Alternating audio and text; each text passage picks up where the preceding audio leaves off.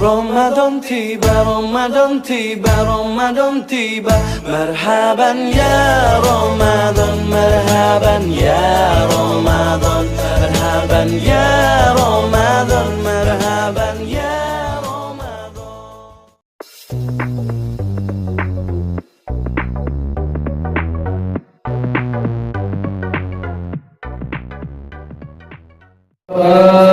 Waalaikumsalam.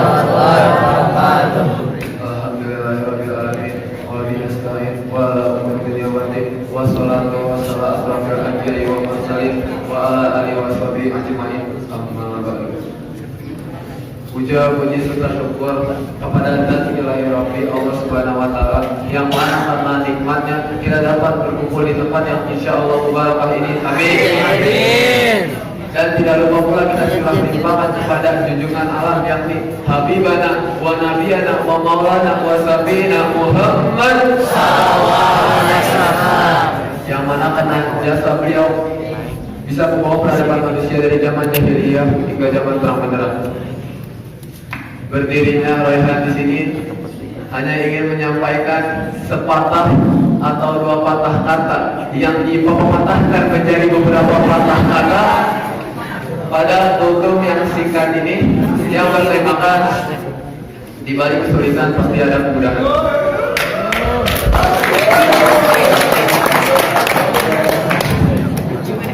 Allah selalu simpan suatu kemudahan di balik kesulitan, itu selalu baik itu. Sehingga ketika kita mendapatkan sebuah kesulitan, maka kita langsung oh berarti mudah-mudahan di setelah ini. Ketika kita mendapatkan sebuah ujian, kita langsung sadar, oh ada bahagia di setelah ini. Ketika kita mendapatkan rasa sakit pun, kita langsung ngeh, oh ada rasa bahagia, ada rasa senang setelah ini.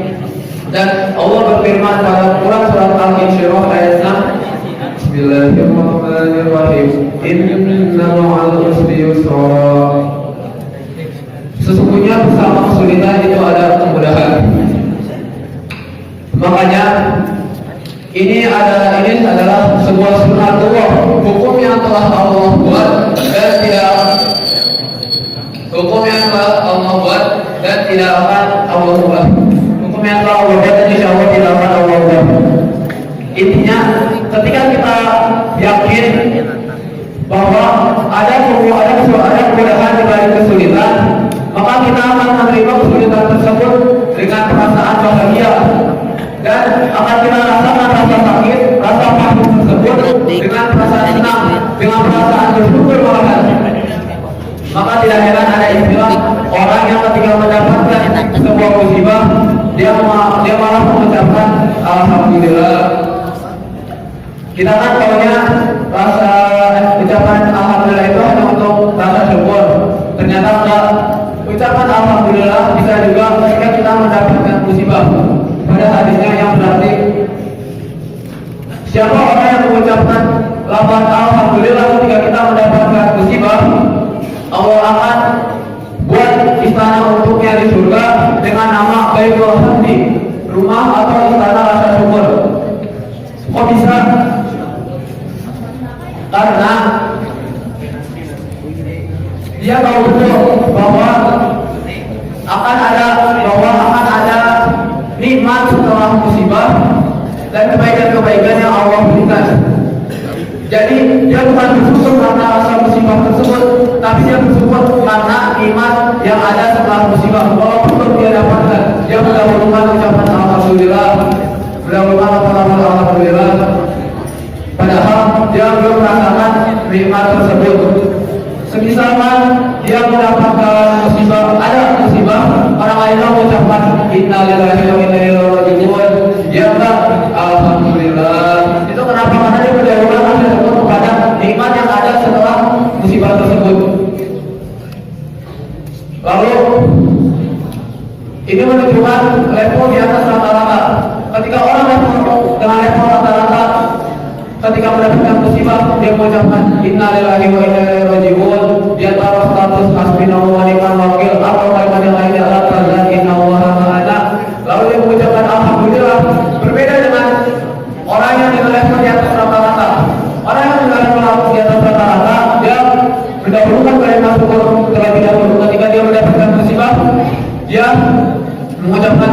alhamdulillah, alhamdulillah.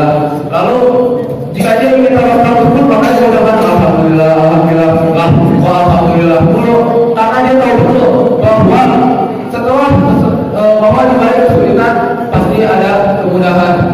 Namun mengucapkan alhamdulillah di waktu mendapatkan musibah tidak keras-keras, hanya dalam hati atau pelan-pelan. Misalkan ada orang yang meninggal, ada yang mendapatkan musibah, alhamdulillah, alhamdulillah, kayak gitu ya.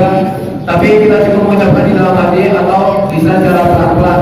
Namun berbeda ketika kita sendiri yang mendapatkan masalah, kita mengucapkan alhamdulillah. Jika ada orang yang bertanya, kok jawab alhamdulillah, kita hanya menjawab karena kita yakin di balik kesulitan pasti ada kemudahan, ada kebahagiaan, ada kebaikan-kebaikan, ada kejutan.